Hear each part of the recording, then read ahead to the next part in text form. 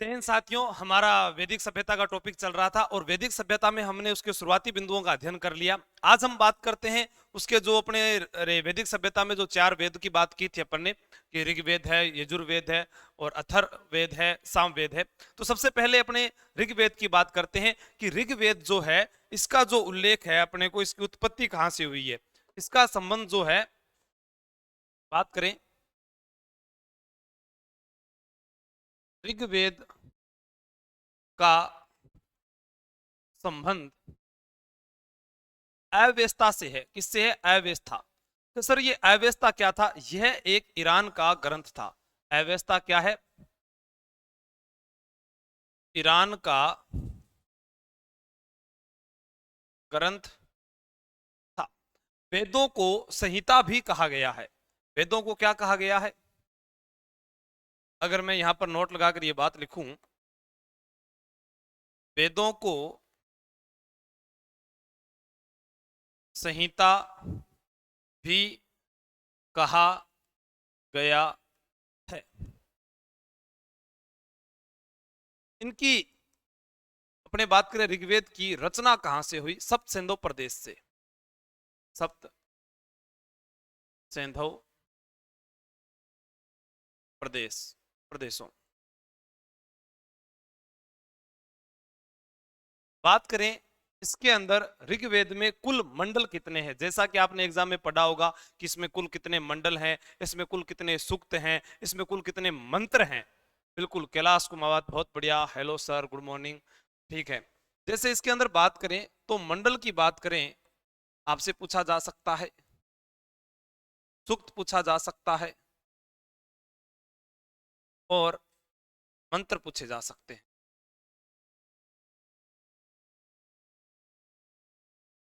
मंडल 10 मंडल हैं। कितने मंडल हैं? 10 मंडल हैं। 1028 सूक्त हैं, जिसमें से मूल जो माने जाते हैं वो 1017 माने जाते हैं। मंत्र 10,558। आप उतारिएगा इसको। 10,558 ही मंत्रों का उल्लेख हुआ है क्या? 580 का, सॉरी, 10,580, बिल्कुल 10,580 का उल्लेख हुआ है, 580 का। और वैसे मूल की अगर बात करें, मूल मंत्र जो थे वो 10,465 थे। तो अपने यहाँ पर पढ़ रहे हैं ऋग्वेद। ऋग्वेद का संबंध अवेस्ता से माना गया, जो कि ईरान का एक ग्रंथ था। इसके अंदर जो 10 मंडल हैं, सूक्त 1028 है, और उसके बाद में बात की गई यहाँ पर मंत्रों की 10,580 जो मंत्र है, जिसमें से मूल मंत्र जो है 10,462 है। और अपने सूक्तों की बात कर दें, 1028 में से 1017 जो है मूल सूक्त के अंदर गिनते हैं। वेदों को जो है संहिता भी कहा गया है, और इनकी जो रचना है सब सिंधु प्रदेशों से हुई है। ठीक है, हाँ, उतारिए। ऋक का अर्थ क्या होता है? अरे भाई, ऋक का अर्थ श्लोक से होता है। आपसे पूछा जाए कि ऋक, जैसा कैलाश जी पूछ रहे हैं कि ऋक का अर्थ, ऋक का अर्थ होता है श्लोक। क्या होता है? ऋक का अर्थ श्लोक। ऋक का अर्थ क्या होता है? श्लोक होता है। हाँ, उतारो। रचना सब सिंधु प्रदेशों में हुई थी, बिल्कुल।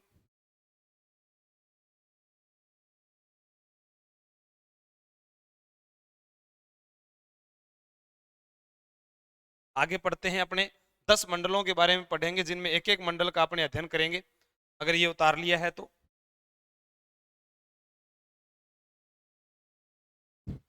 चलो आगे बढ़ते हैं। तो हमारे पास में 10 मंडल, किसकी बात करते हैं? 10 मंडल, जिसके 10 मंडलों के अंदर अपने बात करें प्रथम मंडल। प्रथम मंडल के अंदर 50 सूक्त का उल्लेख हुआ है। 50 सूक्त का उल्लेख, 50 सूक्त का उल्लेख हुआ है किसके अंदर? प्रथम मंडल के अंदर। और यह कणव ऋषि के द्वारा रचित है। कणव ऋषि के द्वारा रचित है। अब अपने एक पढ़ते हैं, राजस्थान में कंसुआ महादेव का मंदिर आपने पढ़ा हो, कोटा के अंदर। वहां कहा जाता है कि कणव ऋषि की तपोस्थली है। किसकी तपोस्थली है? कण्व ऋषि की, जहां पर 1000 मुखी शिवलिंग भी स्थित है। तो इसको वैदिक काल को अपने राजस्थान के संदर्भ में भी अगर जोड़ा जाए तो कण्व ऋषि से याद आया कंसुआ महादेव, कैसे? कोटा कण्व ऋषि, और आपको याद हो जाएगा।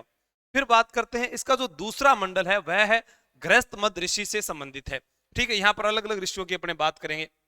अब यहाँ तीसरा मंडल देखो, तीसरा में अक्षर कितने? 3। गायत्री में अक्षर कितने? 3। तो अपने को याद करना है तीसरे मंडल में गायत्री मंत्र का उल्लेख हुआ है। गायत्री मंत्र का उल्लेख हुआ है किसमें? तीसरे मंडल के अंदर, और यह विश्वामित्र द्वारा रचित है। ठीक है, आपसे प्रश्न पूछा जा सकता है कि किसके द्वारा रचित है? विश्वामित्र द्वारा और रचित है। और प्रश्न पूछा जाए किसको समर्पित है, तो सूर्य को समर्पित है। किसको समर्पित है? सूर्य को समर्पित है। किसको समर्पित है भाई? सूर्य को समर्पित है। सूर्य को समर्पित है, ये भी आपको ध्यान रखना है। तो अपना तीसरा जो मंडल है उसमें गायत्री मंत्र का उल्लेख हुआ है और वह सूर्य को समर्पित है, आपको विश्वामित्र द्वारा रचित है गायत्री मंत्र का उल्लेख। यहां पर बात करते हैं नोट लगाकर कि गायत्री मंत्र जो है उसको अनार्यों को आर्य बनाने के लिए रचित किया गया था। जो अनार्य थे उनको आर्य बनाने के लिए, क्योंकि आर्य का शाब्दिक अर्थ मैंने आपको बता चुका हूं पहले ही, श्रेष्ठ होता है। ठीक है भाई, जो लाइव है वो कमेंट जरूर करें। तो 10 मंडल, पहले मंडल के अंदर देखो, पहला मंडल जो है वो कण्व ऋषि के द्वारा जो 50 सूक्त जो है उनका उल्लेख हुआ है। फिर अपने गृहस्थ मध्य ऋषि से संबंधित है। तीसरे में 3 अक्षर गायत्री मंत्र का उल्लेख विश्वामित्र द्वारा रचित, सूर्य को समर्पित है। अनार्य को आर्य बनाने के लिए यह इसका उल्लेख किया गया है। उतारिएगा इसको। चौथे मंडल में अपने बात करेंगे फिर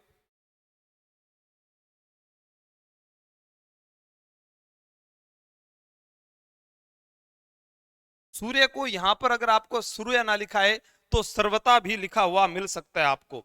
अगर ये जैसे सूर्य लिखा हुआ है, इसकी जगह वैदिक काल में ये शब्द भी प्रयुक्त हो सकता है, सर्वता। हम्म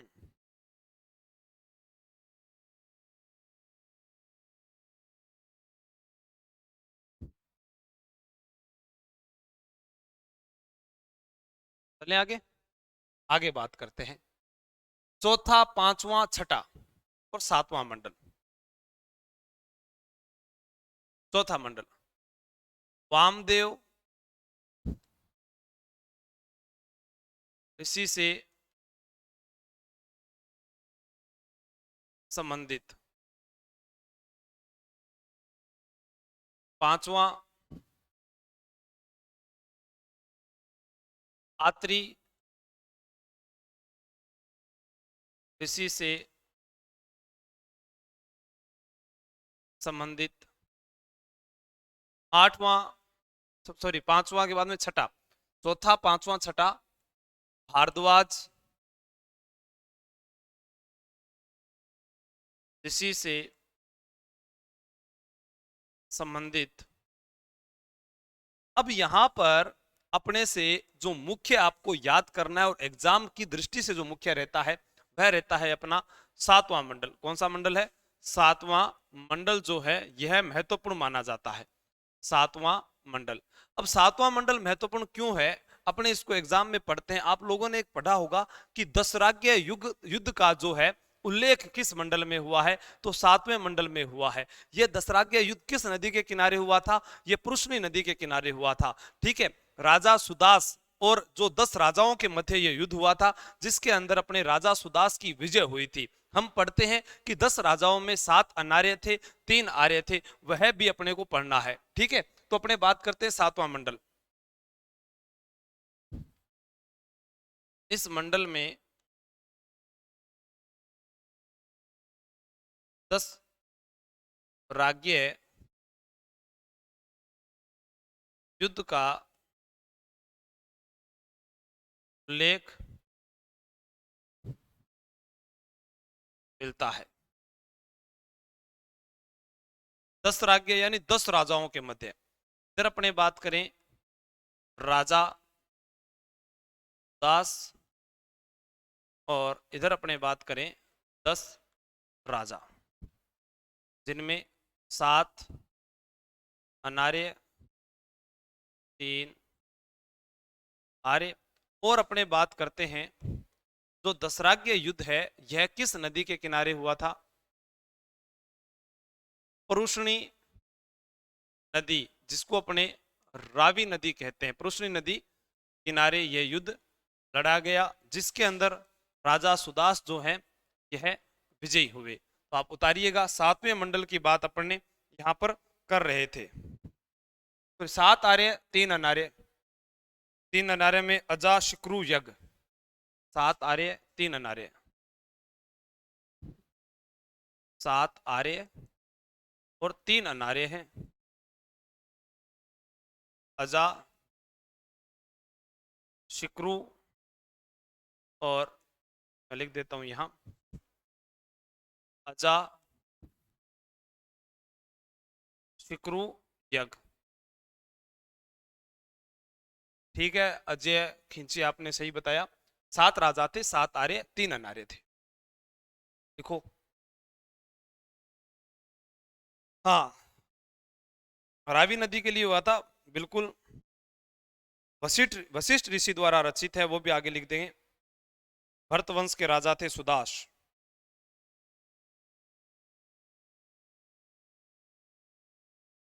ये भी लिख सकते हो आप यहां पर, वशिष्ठ ऋषि द्वारा रचित 7वां मंडल, वशिष्ठ ऋषि द्वारा रचित। आपने पढ़ा होगा कि जो, अरे अपने बात करते हैं गुरु वशिष्ठ, जिन्होंने माउंट आबू में यज्ञ करवाया था, तो अग्निकुंड से 4 राजपूत जातियां उत्पन्न हुई थी। 2 चै थी, 2 पै थी, जिसमें प्रतिहार हैं, परमार हैं, चालुक्य हैं, चौहान हैं। प्रतिहारों की कुल देवी चामुंडा माता, परमारों की कुल देवी अम्बुर्दा देवी, चालुक्यों की कुल देवी शेमकरी या व्राही देवी देवी, शेमकरी माता जालोर, और चौहानों की कुल देवी साकंबरी माता। ठीक है, इस युद्ध का वर्णन अपने बात कर रहे हैं। यह युद्ध किस लिए हुआ था, अगर पूछा जाए तो कपड़ा लाके साफ कर दियो। ठीक है, यह युद्ध किस लिए हुआ था? यह रावी नदी के लिए युद्ध हुआ था। ये इसका जो अपने अपने उल्लेख कर रहे हैं डी डी कोसाम्बी जो थे, उनके अनुसार अपने इसके बारे में पढ़ते हैं। उतारिएगा इसको, पानी डुल गयो।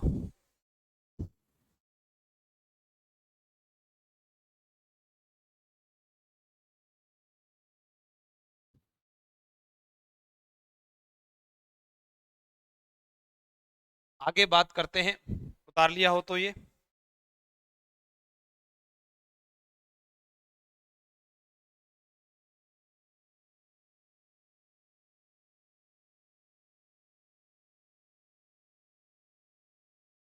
हाँ कर दो, कर दो। अरे उतार दे, नीचे उतार दे पानी।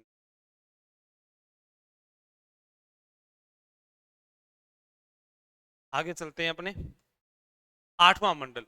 8वां मंडल जो है इसमें अपने पढ़ते हैं अंगिरा ऋषि से संबंधित।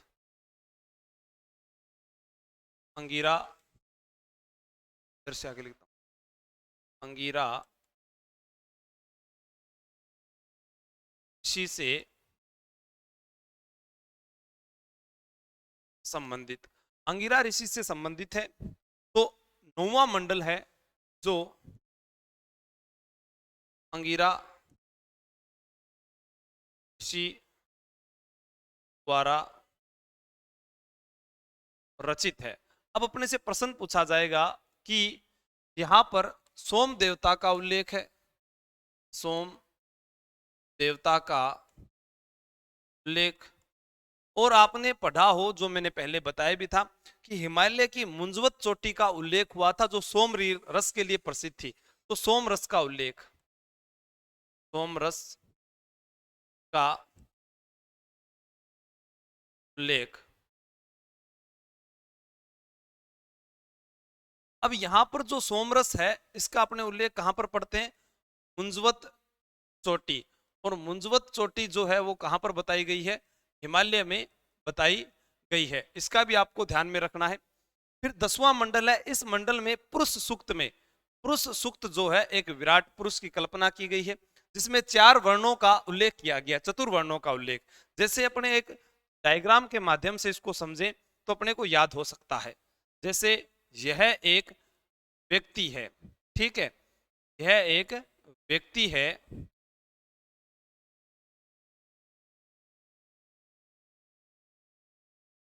ठीक है, ये एक व्यक्ति है अपना, इसे अपने याद करते हैं। देखो इसका जो मुख है, मुख से ब्राह्मण, मुख से ब्राह्मण, ब्राह्मण, और भुजा से क्षत्रिय, भुजा से क्षत्रिय, जांघों से वैश्य, और पैर से शूद्र। इसका इसमें उल्लेख किया गया है किसमें? 10वें मंडल में। और ये 10वां मंडल भी बहुत इंपॉर्टेंट है, पूछा जा सकता है कि जो चतुर्वर्णों का उल्लेख किया गया है वह किस मंडल में किया गया है। तो मैंने आपको बताया तीसरा मंडल, 7वां मंडल और 10वां मंडल, ये 3 आपके लिए महत्वपूर्ण है। तीसरे मंडल के अंदर गायत्री मंत्र का उल्लेख था, विश्वामित्र द्वारा रचित है, ठीक है। उसके बाद में 7वां मंडल था जो गुरु वशिष्ठ के द्वारा रचित है, जिसके अंदर दशराज्ञ युद्ध का वर्णन हुआ है, जिसमें 7 आर्य राजा थे, 3 अनार्य राजा थे। 7 आर्य राजा, 3 अनार्य राजा थे, ठीक है। और उसके बाद में 10वें मंडल में पुरुष सूक्त के अंदर 4 वर्णों का उल्लेख हुआ है। हाँ उतारिएगा, शाबाश।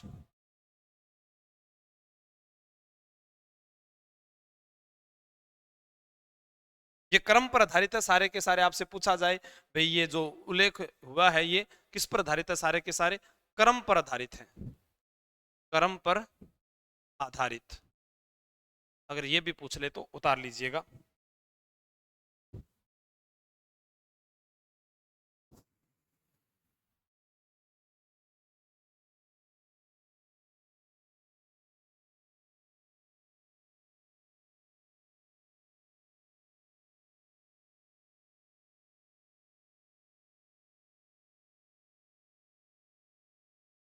बाकी मैं आपको और भी आगे बता देता हूं।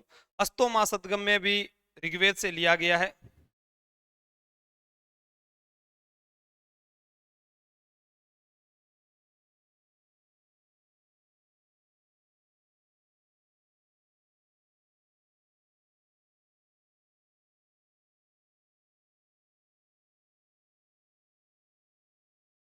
करो,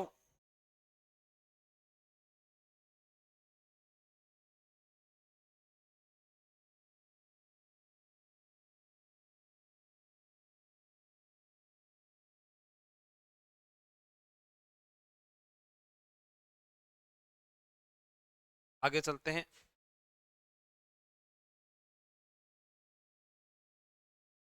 बाकी संस्था दीर्घतमा ऋषि द्वारा रचित, दीर्घतमा ऋषि द्वारा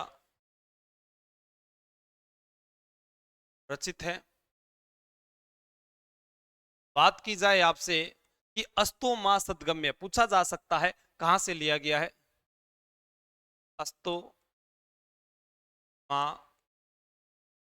सदगम्य, सदगम्य ऋग्वेद से लिया गया है।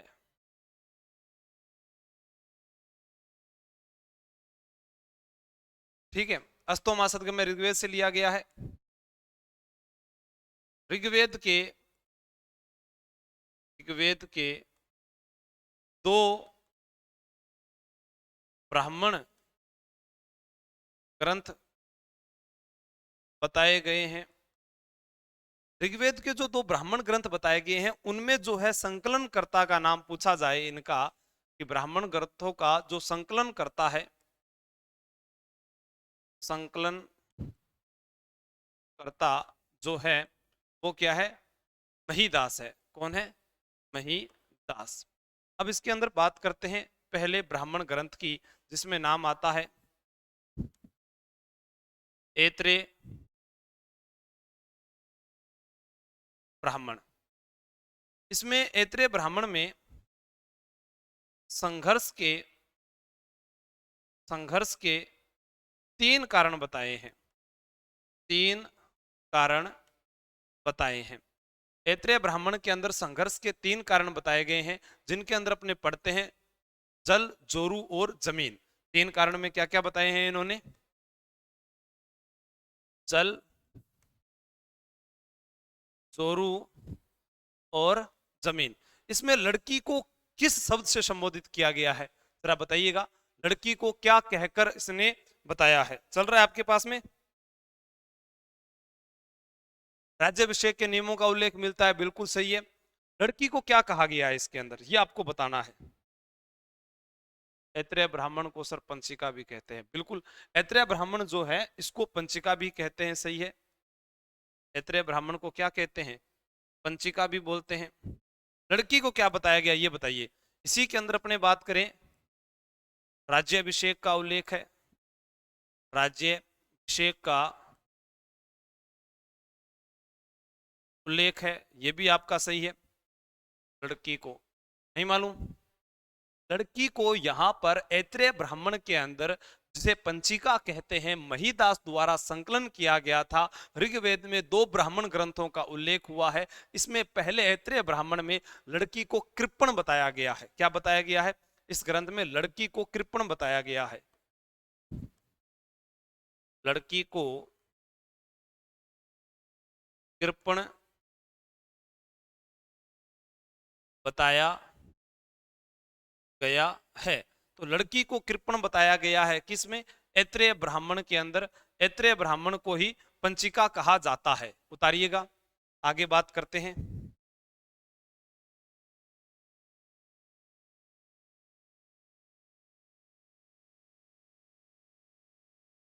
बाकी संस्था, हाँ,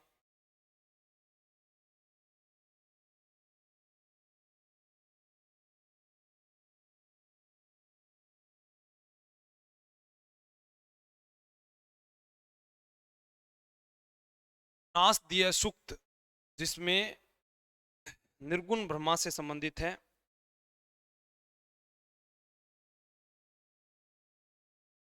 ऐत्रेय ब्राह्मण हो गया, उसके बाद में है कौशिकीय।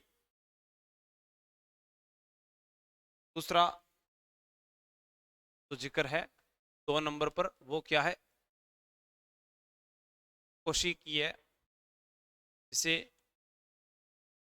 शखयान भी कहा जाता है।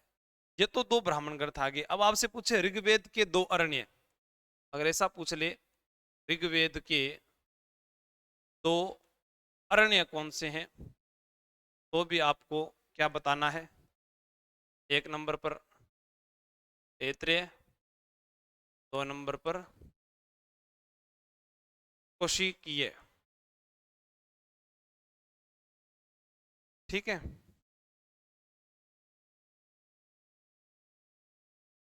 बिल्कुल। नासदीय सूक्त निर्गुण ब्रह्मा से संबंधित। लास्ट इसमें अपने लिखेंगे नासदीय सूक्त, नोट लगा के लिखना ये।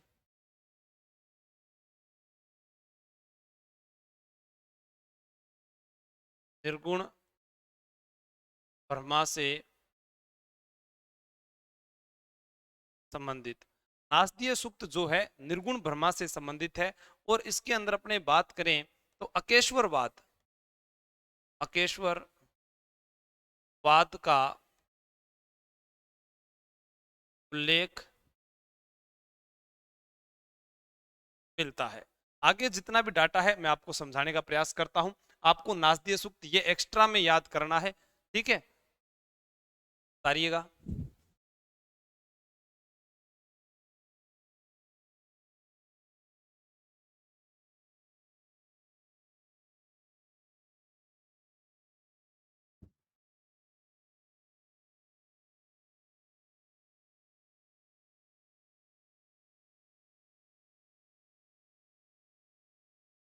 अब अपने आगे बढ़ते हैं। तो जैसा मैंने आपको बताया है कि भारतीय साहित्य एवं साहित्यकार ये अपने पढ़ चुके हैं वैसे भी। तो कहा ये रहा, जैसा हम ऋग्वेद के बारे में पढ़ रहे थे, कुछ बातें अगर रह भी गई है तो अपने यहाँ पर पढ़ सकते हैं। जैसा मैंने जिक्र किया कि जो ऋग्वेद है, ऋग्वेद के अंदर अपने बात करके गए थे कि यहाँ पर 10 मंडल हैं, 1028 सूक्त हैं, 1580 मंत्र है, जिसमें से अपन ने ये बात तय की थी कि यहाँ पर अगर पूछा जाए 10,462, ये अपने मूल मंत्र की बात करके गए थे। और अपने यहाँ पर बात करके गए थे 10-17 मूल सूक्त की बात करके गए थे। ठीक है, पहला एवं 10वां मंडल बाद में जोड़े गए। पहला एवं 10वां मंडल जो है यह बाद में जोड़े गए। ये अपने लिए इंपॉर्टेंट बनता है कि पहला एवं 10वां मंडल जो है बाद में जोड़े गए थे। फिर है दूसरे से लेकर 7वें मंडल को वंश मंडल, परिवार मंडल कहा जाता है। तीसरे मंडल में गायत्री मंत्र का उल्लेख है जो अपने पढ़ चुके हैं, विश्वामित्र द्वारा रचित है। विश्वामित्र द्वारा रचित, विश्वामित्र द्वारा रचित जो है गायत्री मंत्र का उल्लेख तीसरे मंडल में हुआ है। 7वें मंडल में दशराग्य या दशराग्यन युद्ध का उल्लेख मिलता है। यह जो युद्ध हुआ था यह परुष्णी नदी के किनारे हुआ, और परुष्णी नदी जिसे अपन ने रावी नदी का नाम दिया है, रावी नदी का नाम दिया है, जिसमें भरत वंश के राजा सुदास की विजय हुई थी। किसकी विजय हुई थी? भरत वंश के राजा, भरत वंश के राजा सुदास की विजय, सुदास की विजय हुई थी। और अपन ने बात करें दशराग्य युद्ध के अंदर गुरु वशिष्ठ का भी अपन ने जो है 7वें मंडल में अपने उल्लेख किया है। 9वां मंडल सोम को समर्पित है। 9वां मंडल जो अंगिरा ऋषि द्वारा जो है रचित है। ठीक है, 8वां और 9वां दोनों ही अंगिरा ऋषि का जिक्र होगा। अंगिरा ऋषि से संबंधित 8वां है और रचित जो है सोम देवता का इसके अंदर उल्लेख हुआ है। 9वें मंडल के अंदर जो अंगिरा ऋषि द्वारा रचित है, सोम रस का उल्लेख हुआ है। सोम रस के लिए प्रसिद्ध चोटी मुंजवत चोटी थी जो हिमालय पर्वत में मिली है। 10वें मंडल में चारों वर्णों का उल्लेख, चारों वर्णों का उल्लेख हुआ है। जो चारों वर्ण है वो क्रम पर आधारित है। किस पर आधारित है? क्रम पर। मुख से ब्राह्मण है, भुजाओं से जो है क्षत्रिय है, जांघों से वैश्य है, पैरों से शूद्र है। ये 4 वर्ण जो है 10वें मंडल के अंदर इनका उल्लेख किया गया है। और ऋग्वेद का जो उपवेद है वो है आयुर्वेद। ऋग्वेद का उपवेद जो है वो आयुर्वेद है। एक ये हमने जो है लिखना भूल गए, तो ये हमारा जो है कि ऋग्वेद के बारे में जो संपूर्ण जानकारी थी वो आपके सामने है। ठीक है, आगे अपने और पढ़ते हैं। उत्तर वैदिक सभ्यता के बारे में पढ़ेंगे, उतारिएगा, जिसमें अपने सामवेद को पढ़ेंगे। किसको पढ़ेंगे? सामवेद को।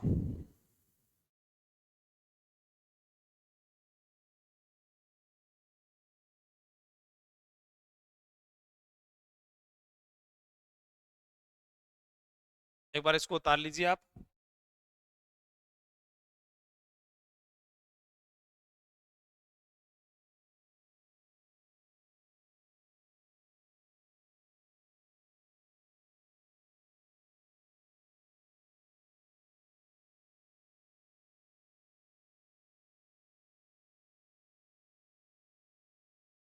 आगे चलते हैं।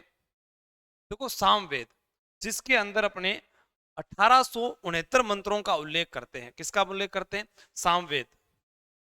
सामवेद जो है संगीत का प्राचीनतम स्रोत है। ये अपने किस में पढ़ते हैं? उत्तर वैदिक सभ्यता में पढ़ते हैं। उत्तर वैदिक सभ्यता में पढ़ते हैं। इसके अंदर सामवेद में 1869 मंत्रों का उल्लेख है। ठीक है, सूर्य देवता, सूर्य को समर्पित वैदिक मंत्रों के उच्चारण को बताया गया है जो उच्च स्वर में गाए जाते हैं। भगवान कृष्ण का प्रिय वेद है, मंत्रों का उच्चारण करने वाला। और इसका उपवेद जो है वो गंधर्व वेद है। उपवेद क्या है?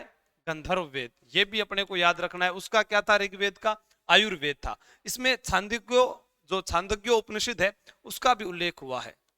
छांदोग्यो, छांदोग्यो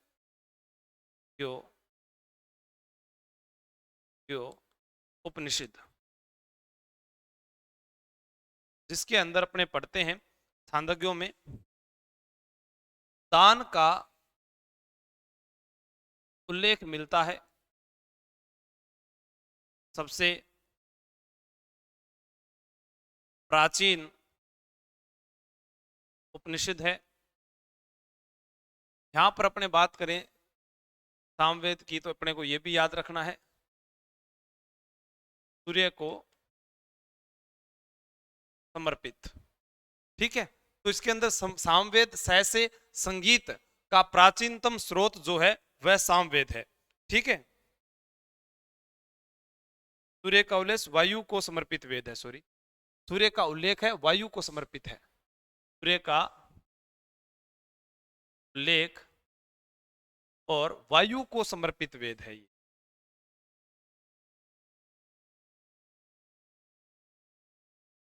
ध्यान लिख देते, वायु को समर्पित वेद, वायु,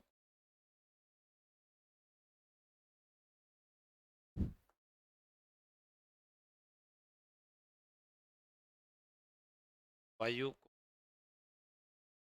समर्पित वेद, जिसमें छांदोग्य उपनिषद का उल्लेख हुआ है और यह सबसे प्राचीनतम उपनिषद है जिसमें दान का उल्लेख किया गया है। रचनाएं पद्य के रूप में इसके अंदर सामवेद में अगर आपसे पूछा जाए कि रचनाएं किसके रूप में है, तो रचनाएं जो हैं, रचनाएं वह पद्य के रूप में, पद्य के रूप में। ठीक है, उतारो इसको, फिर यजुर्वेद के बारे में पढ़ते हैं।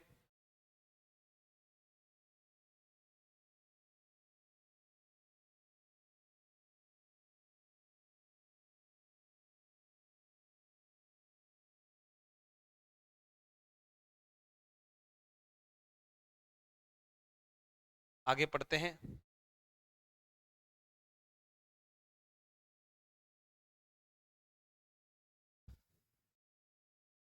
देखो, इसके अंदर अपने बात करें यजुर्वेद में, इसके दो भाग हैं, कृष्ण है और शुक्ल है। जैसा अपने अपने कृष्ण पक्ष शुक्ल पक्ष पढ़ते हैं वैसे यजुर के अंदर। ठीक है, यह वेद गद्य एवं पद्य दोनों में लिखा गया है। किस किस में लिखा गया है भाई? वह सामवेद किस में था?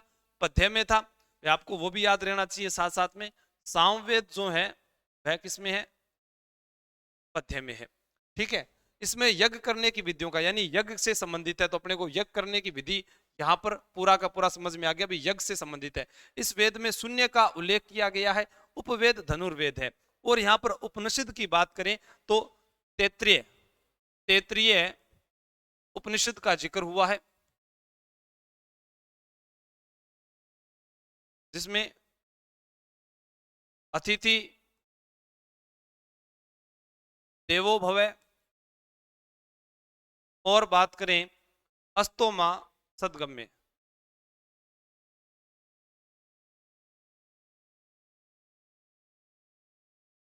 उतार लीजिए इसको,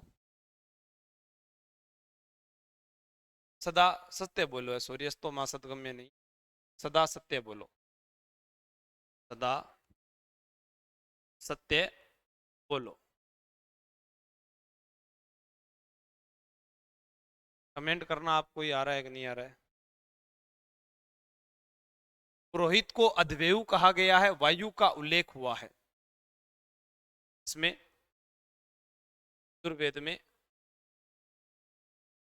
पुरोहित को अद्वैयु कहा गया है और वायु का उल्लेख हुआ है, वायु का उल्लेख दो भागों में है। कृष्ण पक्ष अपने, अरे शुक्ल और कृष्ण दो भागों में है। यज्ञ की विधियों का उल्लेख हुआ है।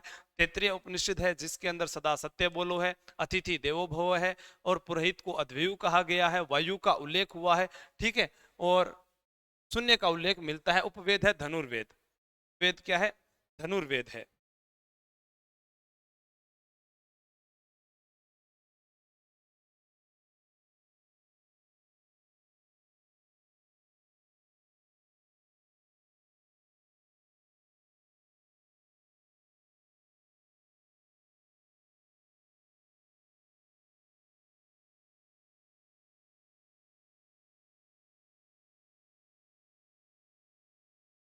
अर्थवेद, अर्थववेद में अपने बात करेंगे अर्थवा ऋषि की।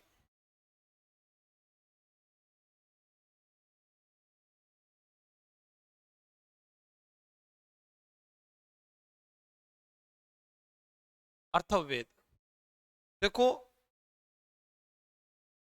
अपने बात करते हैं अर्थववेद की, तो आपको याद रखना है अर्थववेद जो है, अर्थवा ऋषि व अंगिरा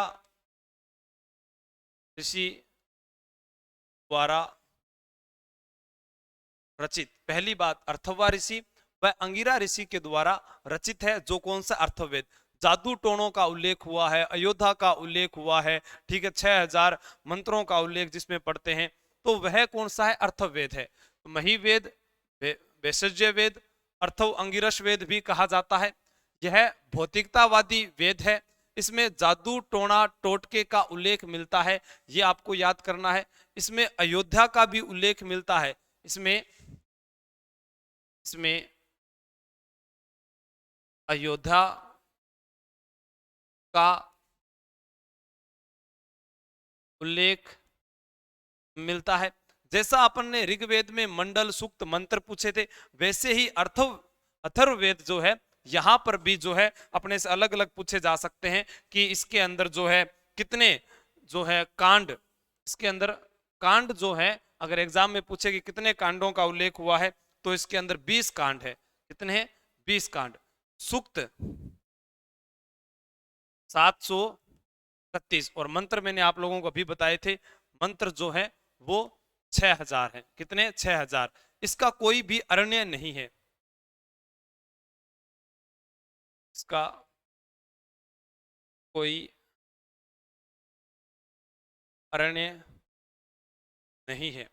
एक एग्जाम में प्रश्न आता है कि सत्यमेव जयते सर कहां से लिया गया है। मुंडको उपनिषद से सत्यमेव जयते लिया गया है। नोट लगा के लिख लो, नोट लगाकर, मुंडको उपनिषद से सत्यमेव जयते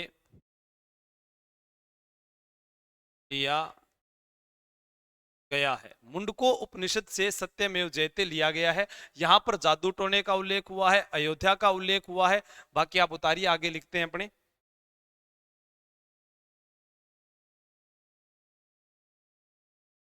आयुर्वेद की जानकारी मिलती है, स्वर्ग का उल्लेख है, राष्ट्र की महिमा, राष्ट्रभाषा का उल्लेख है।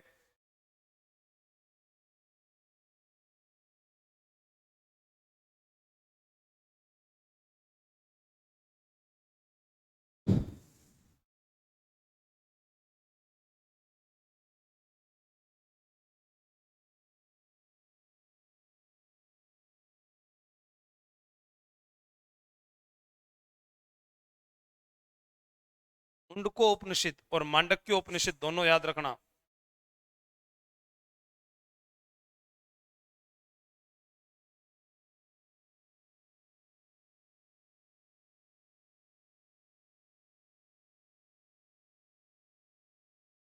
नष्ट होते राष्ट्र की तुलना नाव में भरते हुए पानी से की है। आपसे पूछा जा सकता है राष्ट्रभाषा का उल्लेख,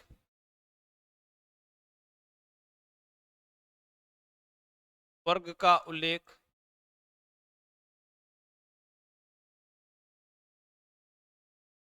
राष्ट्र का उल्लेख, आयुर्वेद की जानकारी, आयुर्वेद का उल्लेख, फारसी अनुवाद, फारसी अनुवाद, फारसी अनुवाद जो है वह बंदायूनी ने किया था, पूरा जो है सर हिंदी ने किया है। फारसी अनुवाद शुरू बंदायूनी द्वारा, अरूड़ा हो, हाँ वही बंदायूनी जो अपने पढ़ते हैं ना, बिल्कुल। जो मुंतखाब उल तवारीख ग्रंथ जो है हमारा, वह किसके द्वारा लिखा गया है? बंदायूनी के द्वारा लिखा गया है। आपसे पूछा जाए महाभारत का फारसी अनुवाद, वह भी बंदायूनी ने किया है। और यहाँ पर भी जो है इसका फारसी अनुवाद शुरू बंदायूनी ने किया था, और जो पूर्ण है वो इब्राहिम सरहिंदी के द्वारा किया गया। और बताओ, सबसे लोकप्रिय वेद भी यही है। बहुत बढ़िया, शाबाश। से पूर्ण जो है वो किसने किया? इब्राहिम सर हिंदी ने इसको पूर्ण किया है। और सबसे लोकप्रिय वेद है, एकमात्र ब्राह्मण ग्रंथ पूछा जाए तो गोपथ है। एकमात्र ब्राह्मण ग्रंथ कौन सा है? गोपथ है। तो इसको उतारिएगा। अथर्ववेद के बारे में, हाँ, नष्ट होते राष्ट्र की तुलना नाव में भरते पानी से की गई है। राष्ट्रभाषा का उल्लेख है, राष्ट्र का उल्लेख है, आत्मा का पुनर्जन्म होता है, प्रीशिक्त का उल्लेख मिलता है। सारी बातें लिख दीजिए यहां पर। प्रीशिक्त का उल्लेख,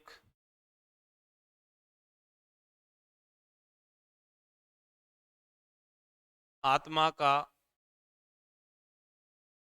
पुनर्जन्म होता है। और आपसे पूछा जाए एक प्रश्न कि मांडक्य उपनिषद, मांडक्य मांडक्य उपनिषद, तो मांडक्य उपनिषद जो है, यहाँ पर अपने बात करें मांडक्य उपनिषद के अंदर, तो आपको याद रखना है कि विश्व की उत्पत्ति ब्रह्मा से बताई है। विश्व की उत्पत्ति ब्रह्मा से बताई है।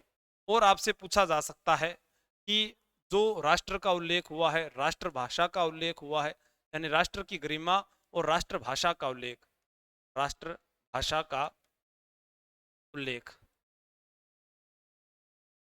ठीक है। तो ये था अपना अथर्ववेद। हमने जाना है वैदिक सभ्यता के बारे में। वैदिक सभ्यता में हमने ऋग्वेद को पढ़ा है। ऋग्वेद के बाद में अपन ने पढ़ा है सामवेद।